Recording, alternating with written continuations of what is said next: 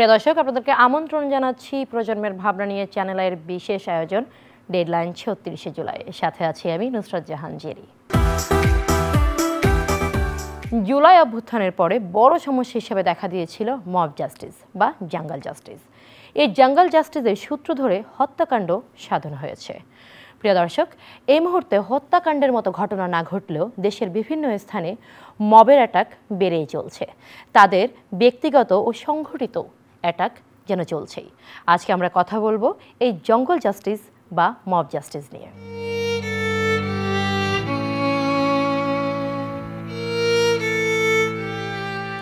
Mob justice, যা জঙ্গল justice নামে পরিচিত। মব জাস্টিস কী এবং কেন হয় তার বিভিন্ন কারণ থাকলেও বিশ্বের সকল স্থানে মব জাস্টিস অত্যন্ত ঘৃণিত।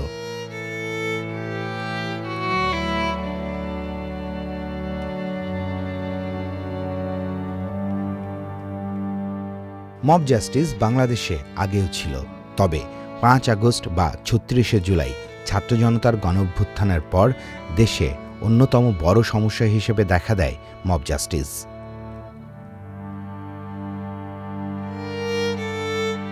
মব জাস্টিসের মাধ্যমে হত্যাকাণ্ড যেমন ঘটেছে, তেমনি অনেকে গুরুতর আহত হয়েছেন, অনেককে আবার করা হয়েছে হেনস্থা।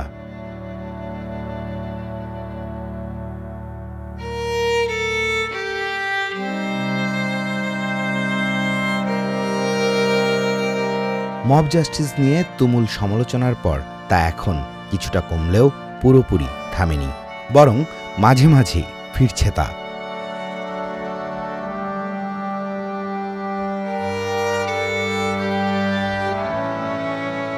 সাম্প্রতিক সময়ের মব জাস্টিসের ঘটনা বিশ্লেষণ করলে দেখা যায় সবচেয়ে বেশি খারাপ অবস্থায় রয়েছে নিম্ন আদালত প্রাঙ্গণ।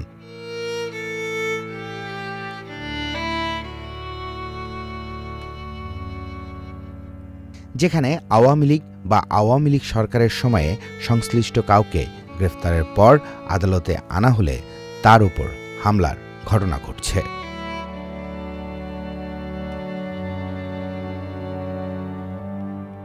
আবার ওই আসামিদের পক্ষে যেসব আইনজীবীরা দাঁড়াচ্ছেন তাদেরকেও শারীরিকভাবে লাঞ্ছিত করা হচ্ছে। এতে করে অনেক সমালোচনা যেমন হচ্ছে, তেমনি উঠছে অনেক প্রশ্ন।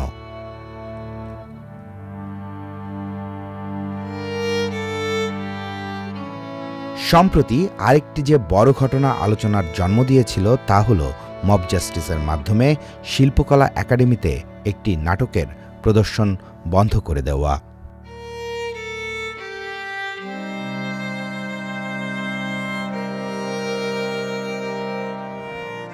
ছোট পর্দার বড় তারকা মেহজাবিনের চট্টগ্রামে একটি শোরুম উদ্বোধনের কথা ছিল, কিন্তু মেহজাবিন যেন শোরুমটি উদ্বোধন করতে না পারেন, সেজন্য তা প্রতিরোধের ঘোষণা আসে একটি ব্যানারে। পরবর্তীতে মেহজাবিন চট্টগ্রামে পৌঁছালেও শোরুম উদ্বোধন না করেই ঢাকায় ফিরে আসেন।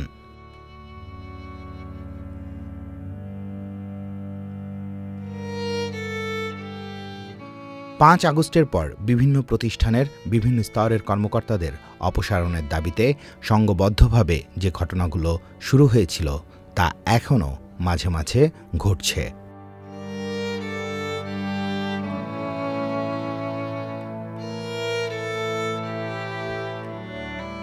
শিল্পকলা একাডেমিতে নাটক বন্ধ করে দেওয়ার ঘটনায় প্রতিবাদ কর্মসূচি পালনের সময় ডিম ছুঁড়ে তা বাধা দেওয়া হয়। এতে করে সেখানে উত্তেজনাকর পরিস্থিতির সৃষ্টি হয়। বিশৃঙ্খলা ঠেকাতে আসেন সেনাবাহিনীর সদস্যরা।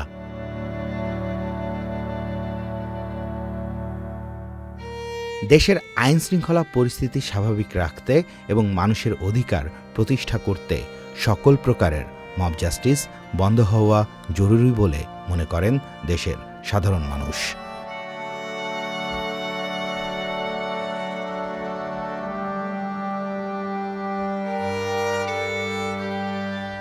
প্রিয় দর্শক, ডেডলাইন ৩৬শে জুলাই স্টুডিওতে এই মুহূর্তে অবস্থান করছেন নায়েম আবেদিন এবং তাসনিয়া নওরিন। কেমন আছেন আপনারা? আলহামদুলিল্লাহ ভালো। বাহ, শুনে ভালো লাগছে আপনারা ভালো আছেন। কিন্তু আমরা এখন এই মুহূর্তে হলো যে কিছু ভালো না লাগা ব্যাপারে কথা বলবো। আমরা কথা বলবো মব জাস্টিস নিয়ে। এই যে মব জাস্টিস তো আসলে দেশে হলো পঙ্গপালের মতো বেড়ে গেছে একটা সার্টেন টাইমের পরে, এখন হয়তো কিছুটা একটু উপর নিচ হচ্ছে। এই মব জাস্টিস বন্ধ করণে আপনারা আসলে কি পরিমাণ মানে ভূমিকা রেখেছেন বা কি কি করেছেন সেটা একটু প্রথমে জানতে চাইব।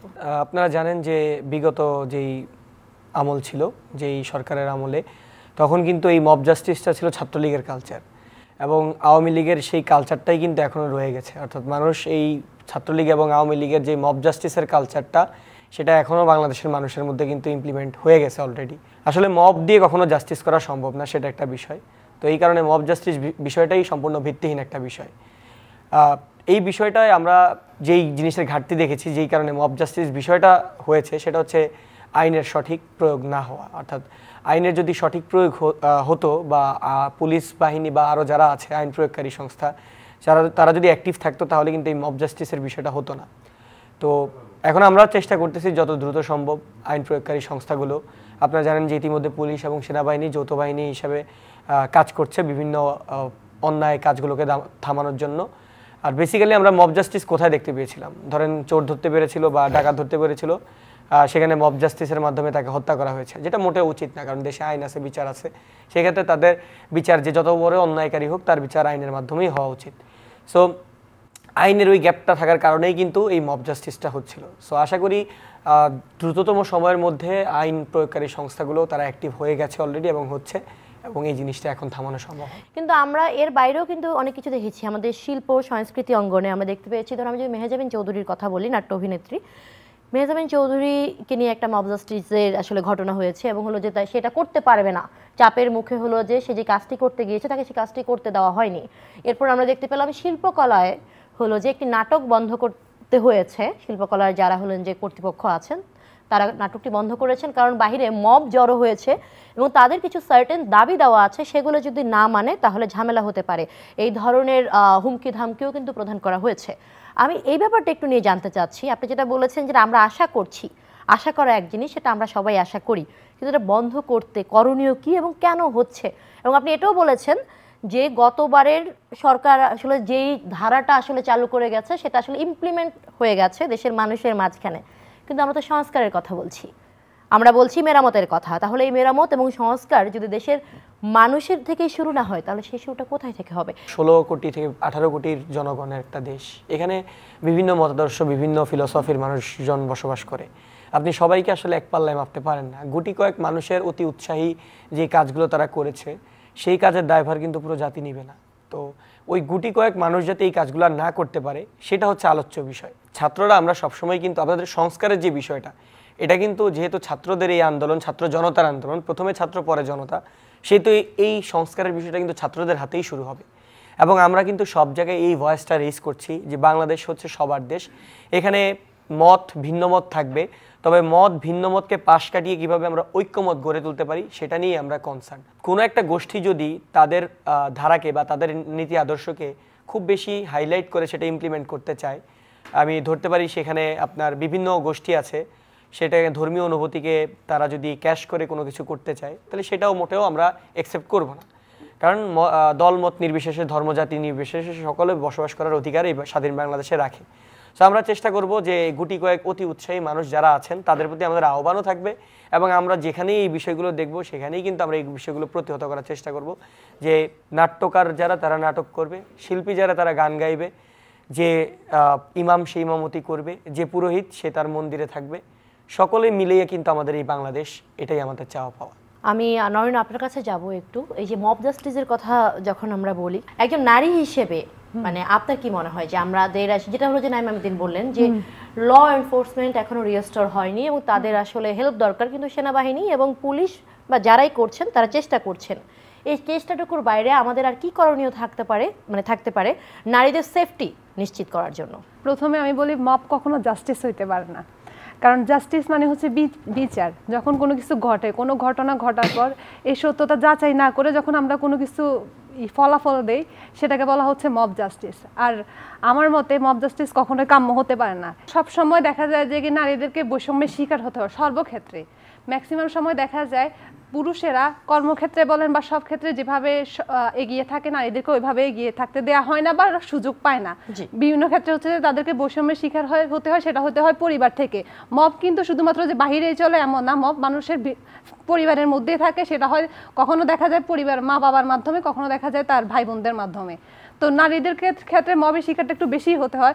অনেক সময় বলা যায় তুমি এই কর্ম করতে পারবা না, এই ধরনের পোশাক পরিধান করতে পারবা না, এই জায়গায় যেতে পারবা না, এগুলো এক ধরনের মব জাস্টিস আমি মনে করি। কারণ মেয়েদেরকে যখন বলা হয় যে ওই জায়গায় হচ্ছে রাজনৈতিক প্ল্যাটফর্মের কথা যদি বলি, বা আমাদের ক্ষেত্রে এখন আমরা যখন জুলাইয়ের গণঅভ্যুত্থানের পরে আমাদের যখন একটা প্ল্যাটফর্ম তৈরি হয়েছে, ওই ক্ষেত্রে আপনারা দেখবেন পুরুষের সংখ্যাই বেশি কিন্তু নারীদের সংখ্যা তুলনামূলক কম। কিন্তু জুলাই গণঅভ্যুত্থানে আমি মনে করি 50% নারীর ভূমিকা ছিল, 50% পুরুষের ভূমিকা ছিল। এখন যে নারীরা উঠে আসতে পারেন এটা অনেকটা মবের শিকার। ইউনিভার্সিটির যারা প্রতিনিধি ছিল আমি মনে করি সব জায়গায় অন্তত পক্ষে একজন না একজন নারীর ভূমিকা ছিল, কিন্তু তারা এখন যেহেতু উঠে আসতে পারে নাই, এটা না কোনোভাবে সেই মবের শিকার হয়েছে বলে উঠে আসতে পারে নাই। তো আমার মনে হয় এই জিনিসটা হচ্ছে যে প্রথমে রুখে দাঁড়ানো উচিত, কিন্তু সময় সাপেক্ষে। কারণ হচ্ছে কি আপনি যখন অল্প সময়ের মধ্যে কোনো কিছু করতে চেষ্টা করবেন সেটা খুব একটা ফলপ্রসূ হবে না। এই জন্য হচ্ছে আমাদের উচিত সময় নিয়ে সুন্দরভাবে হচ্ছে যে কোনো কিছু প্রতিষ্ঠা করা, সেটা হোক ন্যায় বিচার বা সেটা হোক মব জাস্টিসের বিরুদ্ধে কোনো পদক্ষেপ। আচ্ছা, ন্যায় বিচার মানে আপনি যেটা বললেন যে 3 মাসে আসলে ঠিক হবে না, 3টা মাস তো আসলে অনেকটা সময়। নাইমা বেদিন মানে অনেকটা সময় না হলেও অনেকটা সময়।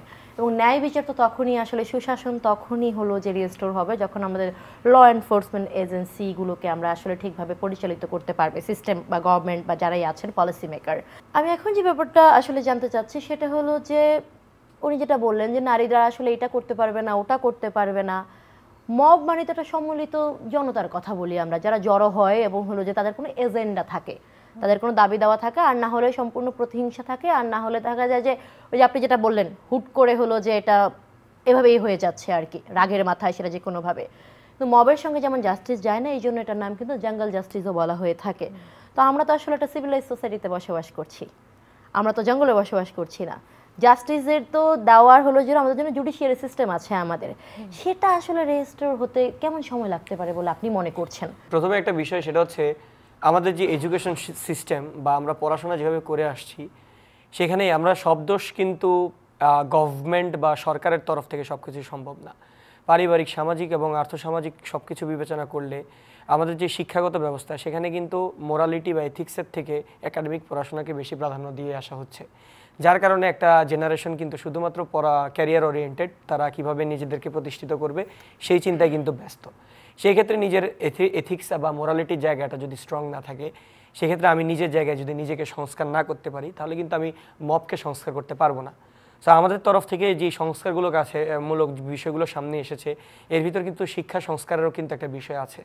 ইতিমধ্যে শিক্ষা সংস্কারে আমি আহ্বান করব এই প্ল্যাটফর্মের মাধ্যমে বা আপনাদের এই শোয়ের মাধ্যমে, যে যদি আমরা শিক্ষার যেই জায়গা সেই জায়গায় যদি আমরা ছাত্রদের বা ছাত্রছাত্রীদের যেই মোরালিটি এবং এথিক্সের জায়গাটা সেটাকে যদি প্রাধান্য দিয়ে শিক্ষা ব্যবস্থাকে ঢালাওভাবে সাজানো হয়, সেক্ষেত্রে আমি মনে করি একটা নতুন জেনারেশন তৈরি হবে যারা কখনোই মব জাস্টিস বা অন্য ধরনের দিকে ধাবিত হবে না, বরঞ্চ তারা আসলে যেটা জাস্টিস সেটা বেশি বিশ্বাস করবে। এক বাক্যে আমি উত্তর নেব এই প্রশ্নটার, হ্যাঁ অথবা না। তারপর আমি দ্বিতীয় প্রশ্নে চলে যাবো নাইমা বেদিন। সেটা হলো যে শিল্প এবং সাহিত্য অঙ্গনে যে ধরনের হলো যে অ্যাটাক হচ্ছে, সে ব্যাপারটাকে আপনি কোনোভাবে যে কোনো কর্নার থেকে যে কোনো অ্যাসপেক্ট থেকে সাপোর্ট করেন? না। আচ্ছা, যদি আমরা এটাকে সাপোর্ট না করে থাকি তাহলে আমাদের আসলে তারা যাতে সুষ্ঠুভাবে তাদের কাজ করতে পারে, জীবিকা নির্বাহ করতে পারে, তাদের যাতে কাজ করার স্বাধীনতা থাকে, তাদের পোশাকের স্বাধীনতা, তাদের বাক স্বাধীনতা, তাদের কাজ করার পেশাগত স্বাধীনতা থাকে, এবং সেটা রিস্টোর করার জন্য, যেহেতু বিপন্ন মনে হচ্ছে, সেটা রিস্টোর করার জন্য আমাদের ব্যক্তিগত স্থান থেকে, সামাজিক স্থান থেকে, আর্থসামাজিক স্থান থেকে এবং সিস্টেম থেকে আমরা কি কি করতে পারি? এই প্রশ্নের উত্তর আমি আপনাদের দুইজনের কাছ থেকে নেব। প্রথমেই আমি যাব হলো যে তাসনিয়া, আপনার কাছ থেকে জানতে চাইবো, তারপর আমি নাইমা বেদিন আপনার কাছে উত্তরটি নেব। ধন্যবাদ। প্রত্যেকটা মানুষকে তার নিজের কর্মসংস্থানে থাকতে দেওয়া উচিত বলে আমি মনে করি, সে যে কাজই করুক। তারা যেহেতু অভিনেতা অভিনেত্রী, তাদের কাজ ওই সেক্টরে, কিন্তু আমাদের কখনো উচিত না তাদের মানবাধিকার লঙ্ঘন করা। তারা কি ধরনের পোশাক পরিধান করবে এটা সম্পূর্ণ তাদের নিজস্ব ব্যাপার। এখন যেহেতু দেশে একটা অরাজকর পরিস্থিতি তৈরি হয়ে গেছে, মব জাস্টিসের মাধ্যমে তাদেরকে বাধা প্রদান করা হয়েছে, এটার মাধ্যমে আমি মনে করি প্রথম যে পদক্ষেপ নেওয়া উচিত আইনি পদক্ষেপ। তাদের বিরুদ্ধে যে এলিগেশনসগুলো দিয়ে তাদেরকে হচ্ছে বাধা দেওয়া হয়েছে, প্রথমে হচ্ছে যে কি তাদের প্রমাণ করতে হবে যে তাদের বিরুদ্ধে যে এলিগেশনসগুলো ছিল সেগুলো মিথ্যে। কারণ হচ্ছে আমরা সম্প্রতি একটা জিনিস আমি যদি আপনাকে বলি যে কিছুদিন আগে একটা ইস্যু ছিল সাকিব আল হাসান দেশে খেলতে আসবে, ওই ইস্যুটাতে আমাদের সেম কথা ছিল একজন মানুষের পক্ষে, যেমন তহিদ আফ্রিদি নিয়ে একটা কথা হয়েছিল। যখন তার বিরুদ্ধে কখনো অভিযোগ আসতেছে, আমি প্রথমে বলবো যে আমরা ন্যায় বিচার করতে গেলে আমাদেরকে দেখতে হবে যে অভিযোগটা উঠে এসেছে এটা সত্য কি মিথ্যা। তো ওদের সত্যতার ভিত্তিতে হচ্ছে তাদের পক্ষে বা বিপক্ষে আমরা ফলাফল দিতে পারি। তো যেহেতু তাদেরকে বিপক্ষে মব জাস্টিস করা হয়েছে, যারা করেছে তাদের বিরুদ্ধে পদক্ষেপ নেওয়ার আগে যে এলিগেশনসগুলো নিয়ে আসা হয়েছে প্রথমে এগুলো সত্যতা যাচাই করতে হবে, আর যদি এগুলো মিথ্যা প্রমাণিত হয় তবে তাদের বিপক্ষে হচ্ছে যে আইনি পদক্ষেপ নেওয়া যেতে পারে। এখন যদি কাউকে আমার মনে হলো যে আজকে আমি বলবো না তাসনিয়ার সঙ্গে আবার কোনো ব্যক্তিগত কোন্দল আছে বা কিছু আছে, আমি তাসনিয়াকে হলো যে এখন একটা মামলা দিয়ে দেবো, কিন্তু সেই মামলা যে সে যে নির্দোষ, এটা কি তাসনিয়ার দায়িত্ব সে প্রমাণ করবে সে নির্দোষ, নাকি যে দিয়েছে সে প্রমাণ করবে যে না তাসনিয়া দোষী? প্রথম কথা হচ্ছে 17 বছর ধরে মানুষের বাক স্বাধীনতা ছিল না, তারা কথা বলতে পারেনি এতদিন। এখন যখন তারা মুখ খুলতে শিখেছে, এমন অনেক কাজই তারা করতেছে যেটা হচ্ছে যে কি একটা কি বলবো অস্বস্তিকর পরিবেশ সৃষ্টি করছে, যার মধ্যে প্রথম স্টেপ হচ্ছে মানুষের বিরুদ্ধে হচ্ছে মিথ্যা এলিগেশনস নিয়ে আসা, যেগুলো হচ্ছে মানুষকে বিভিন্ন পদক্ষেপে বাধাগ্রস্ত করতেছে, ক্ষতিগ্রস্ত করতেছে। কিন্তু আমরা কখনোই হচ্ছে, আপনি যদি বলেন যে মেহজাবিনের বিরুদ্ধে যে অভিযোগটা ছিল সেটা মব ছিল, কিন্তু আবার আমরা যদি ওদের বিরুদ্ধে গিয়ে বলে যে ওরা মব করছে, আমরা ওদের বিরুদ্ধে পদক্ষেপ নিচ্ছি, কিন্তু আমরা কিন্তু যাচাই করে দেখলাম না যে মেহজাবিনের বিরুদ্ধে যে অভিযোগ ছিল সেটা সত্য কি মিথ্যা, তাহলে আমরা এক প্রকার মব জাস্টিস করলাম। মেহজাবিনের উপর কোনো আসলে কোনো অভিযোগ ছিল? হ্যাঁ, তাকে তো চট্টগ্রামে ঢুকতে দেওয়া হয় না, এটা একটা ইস্যু ছিল, এটা এক ধরনের মব, কিন্তু তার প্রতি একটা মানুষের ক্ষোভ ছিল। কারণ সে তো হলো যে জুলাই অভ্যুত্থানের হলো যে সেই সামনের দিকের আর্টিস্টদের মাঝখানে একজন, যে হলো যে কন্টিনিউয়াসলি ইন্সপায়ার করে গেছে ছাত্র জনতাকে। অবশ্যই আমরা এটা দেখেছি, অনেক অভিনেতা অভিনেত্রীরা ছিল যারা হচ্ছে জুলাইয়ের গণঅভ্যুত্থানে আমাদেরকে প্রেরণা দিয়েছিল। তারা যদি এখন এই মব জাস্টিসের শিকার হয়, আমি তো আপনাকে সেটাই বললাম যে একটা পার্টিকুলার বা একটা স্পেসিফিক উৎসুক জনতাকে দিয়ে কিন্তু আমরা সম্পূর্ণ এনভায়রনমেন্টটাকে জাজ করব না। তাদের মতো যারা ছিল, আপনি শিল্পীঙ্গনের বা যারা আছেন তাদের মধ্যে অনেকেই কিন্তু এখানে আসলে ছাত্র জনতার পক্ষে বলতে কোনো কথা নেই, সেটা হচ্ছে গণতন্ত্রের পক্ষে। অর্থাৎ ছাত্র জনতার যে অভ্যুত্থানটা হয়েছে সেটা কিন্তু গণতন্ত্রের পক্ষে হয়েছে। সো গণতন্ত্রের পক্ষের অনেক শিল্পী ছিল, আবার গণতন্ত্রের বিপক্ষে অনেক শিল্পী ছিল। আমরা দেখেছি তাদের একটা গ্রুপ ছিল, হোয়াটসঅ্যাপ গ্রুপ, সেখানে এমনও অনেকে বলেছে, আমি নাম মেনশন করবো না, যে ছাত্রদের গায়ে গরম পানি ঢেলে দেওয়া হোক। সো সেই ধরনের শিল্পীদের যদি আপনি বলেন তাদেরকে আবার প্রতিষ্ঠিত করার জন্য যদি বলেন, তাহলে সেটার পক্ষে আমরা বলবো না। কিন্তু এমন যারা শিল্পী যারা কখনোই ছাত্র জনতার বিপক্ষে, গণতন্ত্রের বিপক্ষে কথা বলেনি, বা যারা ফ্যাসিস্ট সরকারের দোষর ছিল না, তাদের সম্পূর্ণ অধিকার আছে তাদের নিজস্ব অঙ্গনে কাজ করার। কিন্তু যারা দোষী, যে এবার সে শিল্পী হোক, সে হুজুর হোক, সে পুরোহিত হোক, সে হিন্দু হোক, সে মুসলমান হোক, যে দোষ করে থাকে, ডেফিনেটলি সে তার জাস্টিসটা তো আসলে জুডিশিয়ারি থেকে আসবে, তার জাস্টিস আসবে একটা সিস্টেমেটিক ওয়েতে। এক্স্যাক্টলি, আমি সেই পয়েন্টেই যাচ্ছি। জুডিশিয়ারি বা যে সিস্টেমগুলো আমাদের, যে দুটো আইন বিভাগ এবং বিচার বিভাগ, আপনি যদি দেখেন দীর্ঘ 16 বছরে প্রত্যেকটা জায়গায় কিন্তু আওয়ামী লীগের কর্মকর্তা স্ট্যাবলিশড অলরেডি। সেখান থেকে আমরা অলরেডি কিন্তু কোর্টে এবং বিভিন্ন জায়গা থেকে কিন্তু তাদের যে দোষর বিচারপতি ছিল তাদেরকে কিন্তু অপসারণের আমরা প্রক্রিয়া করেছি, এবং সেটা রীতিমতো হচ্ছে সব জায়গায়। যারা এখন পর্যন্ত আওয়ামী লীগের এজেন্ডাগুলোকে বাস্তবায়ন করার চেষ্টা করছে, বিভিন্ন খুনের আসামি যারা ছাত্রদের খুন করেছে, সেই আসামিদের জামিন করে দেওয়ার ব্যবস্থা করার একটা অপচেষ্টা চালাচ্ছিল, তাদেরকে কিন্তু আমরা সেখানে আর বসতে দিচ্ছি না। তাদেরকে সেখানে নিয়ে একটা নিউট্রাল পজিশনে যারা আছে, যারা আসলেই জাস্টিস প্রতিষ্ঠা করবে, তাদেরকে কিন্তু আমরা বসানোর চেষ্টা করছি। কিন্তু আমলাতান্ত্রিক জটিলতা সহ বিভিন্ন জটিলতার কারণে কিন্তু এই কাজগুলো পিছাচ্ছে। আপনারা জানেন যে সম্পূর্ণ বিপ্লব যদি আমরা করতে পারতাম, তাহলে কিন্তু আমরা সব ধরনের সাংবিধানিক যে প্রসেস সেগুলো ভেঙে দিয়ে কিন্তু আমরা নিজেদের মতো করে গণতান্ত্রিক যেই গণতন্ত্রের জন্য আমরা লড়াই করেছি সেই গণতন্ত্র কিন্তু আমরা প্রতিষ্ঠা করতে পারতাম। কিন্তু যেহেতু আমরা সম্পূর্ণরূপে বিপ্লবটা ঘটাতে পারিনি বিভিন্ন বাধার কারণে, সেই কারণেই কিন্তু এই জিনিসগুলো ডিলে হচ্ছে। তবে আমি আপনাকে আশ্বস্ত করছি যে খুব দ্রুতই যতগুলো জায়গাতে জাস্টিস আপনার স্ট্যাবলিশ করার জন্য, অ্যাকচুয়ালি যারা জাস্টিস করবে তারা তো অ্যাকচুয়ালি নিউট্রাল পজিশনে থাকতে হবে। কোনো একটা পার্টিকুলার গ্রুপের প্রতি বায়াসড কেউ কিন্তু জাস্টিস প্রতিষ্ঠা করতে পারবে না। এখন পুলিশের কথা বলেন আর এই অন্যান্য জায়গার কথা বলেন, সেখানে কিন্তু প্রত্যেকটা জায়গায় 80%ই কিন্তু তাদের রিক্রুটমেন্ট। তো সেগুলো আমরা সময় লাগবে এবং এই সময়টা আপনাকে দিতে হবে। 16 বছর যেহেতু আপনারা সহ্য করতে পেরেছিলেন আমাদের আগের জেনারেশন, এই কয়েকটা দিন আমাদের যেই সংস্কার করতে যেই টাইমটা লাগবে সেটার জন্য আমি সময় দেওয়ার আমি কেউ নই, আসলে সময় নিন আপনি এবং হলো যে চলুন আমরা এবার হলো যে একটু এই যে 16-17 বছরকে একটু পেছনে রেখে বা পাশে রেখে আমরা ভবিষ্যৎ নিয়ে একটু কথা বলি। ভবিষ্যতে আমরা কি করতে পারি, একটু পার্টিকুলার স্টেপ বাই স্টেপ যে আমরা কী করতে পারি বা কোন দিকটায় নজর দিলে এই ধরনের যে না আমার হঠাৎ করে মাথা চারা দিয়ে উঠলাম যা এটা হতে পারবে না কারণ এটা আমার ব্যক্তিগত বিশ্বাসের বাইরে যাচ্ছে অথবা এটা আমার পছন্দ হচ্ছে না, এই এই মানে প্রেক্ষাপট থেকে যদি কেউ আসলে এই ধরনের মব ক্রিয়েট করে, অ্যাটাক করে, সেটা যার উপরেই হোক না কেন, সেটা লিগ্যাল প্রসিডিওর না হয়ে যদি আমরা বললাম যে মানে নন জুডিশিয়ারি যেটাকে আমরা বিচার বহির্ভূত ব্যাপার বলে থাকি সেটা যাতে না করতে পারে মানুষ, সেই ক্ষেত্রে সরকার এবং দেশের জনগণের প্রতি আপনার কি আহ্বান থাকবে? আমি খুব জোরালোভাবে একটা কথা বলতে চাই, সেটা হচ্ছে সাম্প্রদায়িক সম্প্রীতির দেশ বাংলাদেশ। এখানে সাম্প্রদায়িক সম্প্রীতি রক্ষা করা যেমন আমার দায়িত্ব তেমনি আপনার দায়িত্ব। প্রত্যেকটি মানুষ তার নিজের জায়গা থেকে সাম্প্রদায়িক সম্প্রীতি রক্ষা করলেই কিন্তু আর কোনো একটা গোষ্ঠীর, ধরেন আমি মুসলমান, আপনি হিন্দু, আরেকজন খ্রিস্টান, আমার মুসলমানের জায়গা থেকে অন্য কোনো মুসলিম ভাই যদি কোনো অপরাধমূলক কাজ করতে থাকে সেক্ষেত্রে আমি আমার জায়গা থেকে বাধা দিব। কোনো একটা হিন্দু যদি তার জায়গা থেকে কোনো অপরাধ করতে থাকে তার যেই ভাই বন্ধু যারা আছে সেখানে কিন্তু তারাও বাধা দিবে। অর্থাৎ এখানে আলাদা করে আমি কাউকে আলাদা করে না দেখে বাঙালি হিসেবে প্রত্যেকের জায়গা থেকে, বাঙালি এবং বাংলাদেশি আমি অ্যাকচুয়ালি ওটাই বুঝেছি, তো তার জায়গা থেকে যদি আমরা প্রত্যেকেই এই বিষয়টা নিয়ে কনসার্ন থাকি যে না একটা লিবারেল পয়েন্ট অফ ভিউ থেকে আমরা সবাই বাংলাদেশি হিসাবে একত্রিত হতে পারবো এবং সাংবিধানিক যেই সংস্কারের বিষয়টা আমরা এখন পর্যন্ত সংবিধান সংস্কারের বিষয়টা কিন্তু সবচেয়ে গুরুত্বপূর্ণ বিষয়।